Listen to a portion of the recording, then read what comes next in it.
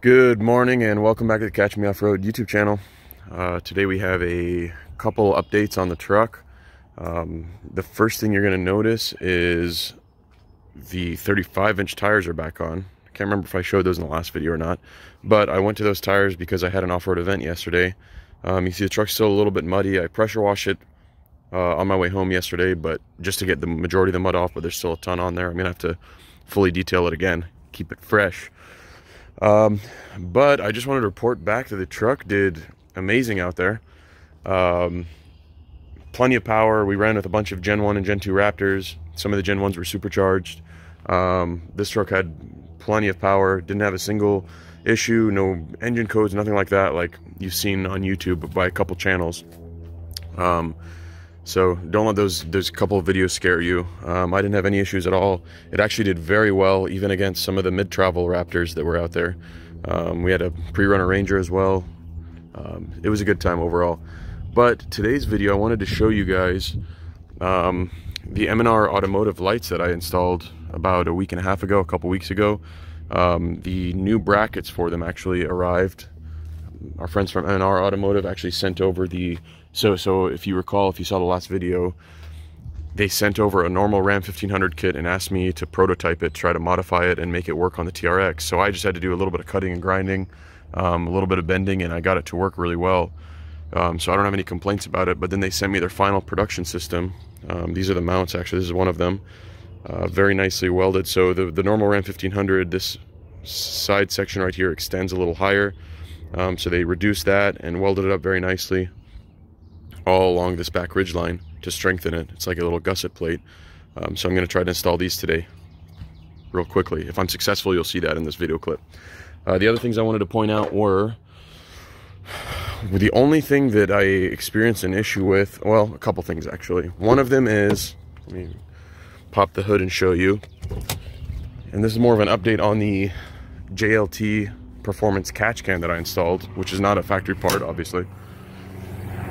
It sits right here, and if you want to check out my video on installing this, it was super simple to do. It took about 5 to 10 minutes.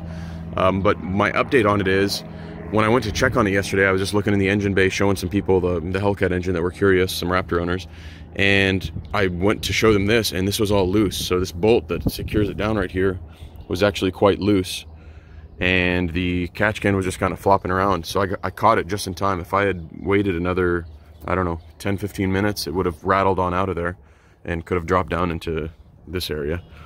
So I'm very happy I caught that. I tightened it up a little bit, but even now with it pretty tight, since it's only using a small aluminum clip that you can see at the bottom there, that little aluminum clip, sorry, let me get my finger right there, that guy is all that's holding it in. So I didn't want to over torque it and shear destroy that little clip. So I tightened it down as good as I could, but you can see when I move it, right there, it's still kind of got some play in it.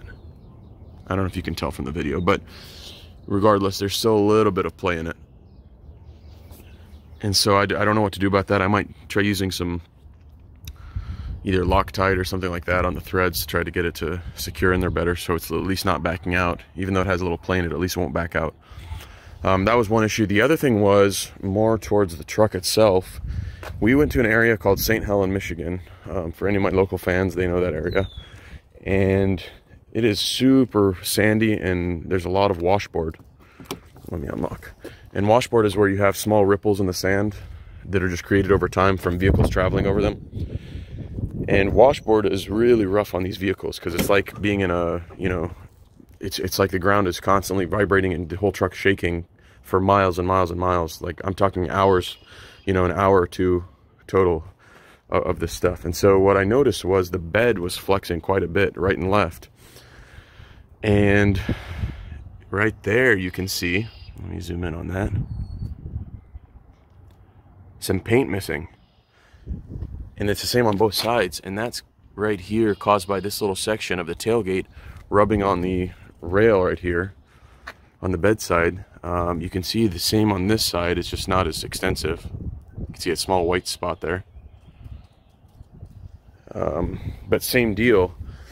So this was an issue on some of the Gen 1 Raptors as well as Gen 2s if you're really off-roading them hard.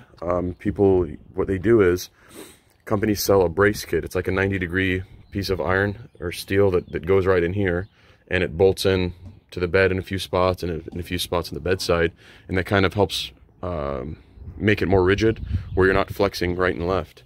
And so I definitely think this truck will need that. The Raptor kits unfortunately will not work on this one because this one you can see has this rounded radius right here at the corner, whereas the Raptor does not have that. They're just flat 90. So I'll either have to modify one or maybe even make a couple bars that go from here to here and fasten in some way. Maybe one at the top, one at the bottom. I don't know. I'll figure it out, but I also don't want to lose a lot of bed space. So the nice thing about the Raptor ones is they're flush with everything and they don't take up much room. So those are my only two complaints. One of them was my fault for the PCV was not a factory option, but the bed flexing that much is I don't know, something I need to address if I'm going to keep going to these same areas. Anyway, sorry, enough chit chat. Let me go ahead and start working on the lights. And yeah, give me a second to set up a tripod. This is a brief little tutorial on how to swap out the hood mounts or even install your M&R Automotive light kit for the Ram TRX. It can also be used on other vehicles as well. They're all a similar setup. The light pod right here has two bolts, two Allen head bolts that mount it to the base of the mount, and that can be left on right now. If you've already assembled that, that's completely fine. If not, you can wait to put the light on. It gives you easier access to this bolt under here. But for this video, I'm going to leave the light on, and I'm going to go ahead and use a 1/2 inch, 2 1/2 inch wrenches to open this bolt down here. I have the bolt loose now, the nut loose, and I'm pulling it off. There we go. So my lights are actually wired up currently, so I'm not able to move this very much, but I'm just going to set it with the nut and bolt in my hand. I'm going to set the light right here. And then we can tell that we can see the mount is still on there. And that's the next thing we're going to do is pull this bolt off right here. I've turned up my brightness settings just so you can see the nut right here that I'm referring to. You can fit a socket on the back side of it and then just hold a little wrench on the front side of it. And I'll be using an 11mm socket and wrench. I'm going to use the wrench from the back side right here. Probably the open end is a little easier. And we're just going to hold that like that, and then we're going to use the ratchet on the front side, on the face of the bolt. And these are lock nuts, so they stay fastened really well in all sorts of conditions. So once you're past the nylon section of it, the nut gets really easy to loosen. Once that's off, just be very careful not to drop the nut and the bolt on the back side, and we can go ahead and pull out the mount. And this is my old mount that was actually a prototype one that I modified myself, so we're going to go ahead and install an actual M&R Automotive one. We're now going to install our new M&R Automotive bracket, and you want it so that the tab is facing the rear of the truck. And we're just going to slide that in like this. We have a bolt with a washer on it, the large washer, and that's going to go in through the back.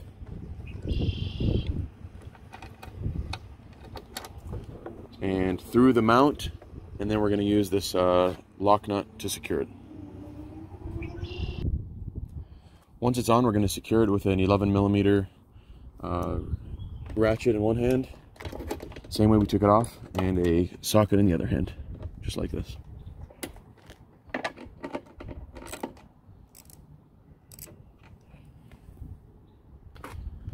Once that bracket is installed, you want to make sure you're not touching this black plastic trim piece right here on the front of the TRX. Make sure there's a little bit of clearance. It can be rubbing up against it, that's fine. You just don't want it pushing on it to where it's flexing this plastic piece upwards. And then also you're going to want to check the rubber trim right here, make sure you're not touching there. And then we're going to go ahead and lower the hood, and we're going to check for wiper contact with the wiper blades. We're going to turn on the wipers and make sure there's enough gap between that and this. Okay, we're gonna go ahead and hit the wipers now. Sorry for how filthy the truck is. I'm gonna have my sidekick hit the wipers. Okay, so see, we don't have Any clearance issues right there.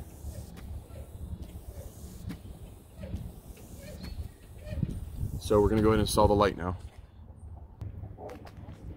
Once our mount is on, we're going to go ahead and install the light. I actually put a small piece of duct tape in here just to prevent any rubbing. You don't really have to do this step. I just did it because I like protecting the clean finish of the painted brackets that M&R gives. It's really nice. I wanted to keep it looking good. But like, again, this is not necessary. We're going to take this bolt that came with the kit and you feed it through the top of the light bracket, and then we're going to put the nut on the bottom side of it so the bolt comes through. I've put the bolt through, and before you fasten it down, you want to first make sure that your light is in the appropriate position, because you have a couple things to worry about. One of them is you want to make sure you're far enough forward to where the light is not going to impact the windshield or any of the rubber trim or paint or anything like that while the hood is open. The other thing you want to look out for is to make sure you're out far enough to where you're not interfering with the wipers, or the wipers aren't interfering with the light when your hood is down. So I'm just going to loosely fasten this in this position where it's at right now, and go ahead and put the hood down and test for any issues with the wipers. I went in and closed the hood, and I also put a small piece of duct tape here just for now to make sure we're not clearing, or we're clearing everything. So my buddy here turned on the wipers, and you can see I'm touching right there. So I'm going to slide the light outward just a little bit,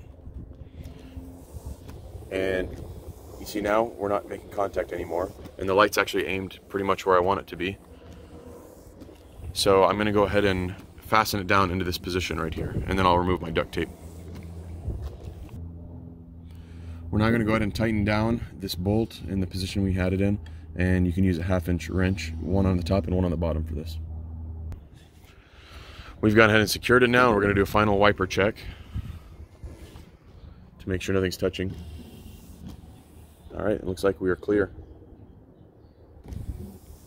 as you can see. So this light kit install is done, and it's the exact same thing on the opposite side, on the passenger side. So hope that helps. If you have any questions, hit them in the comments. Otherwise, you can go to M&Ronline.com to purchase these lights and mounts. They're also available on eBay and Amazon. I'll try to put links in the description of the video. Thank you for watching.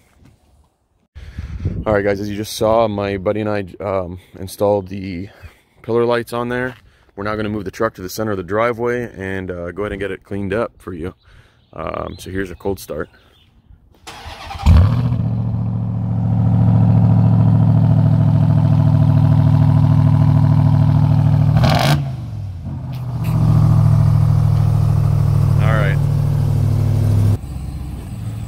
And here's an update on the daytime running lights. I was able to make them switch over to the amber ones. What do you guys think? Let me know in the comments what you think of the look. We're actually going to put ramps under it so we can pressure wash up on the underside.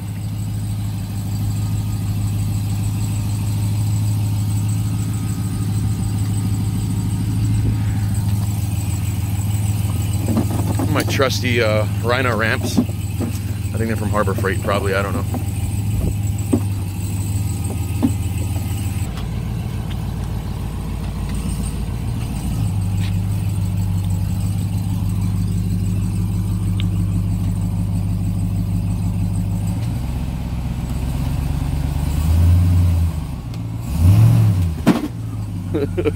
Got a little aggressive there. Many hours later, we are finally done washing the truck. Got under it, got on top of it, got inside it, everywhere. Should be pretty clean now, hopefully. Let's do a little cold start so I can back it off the ramps.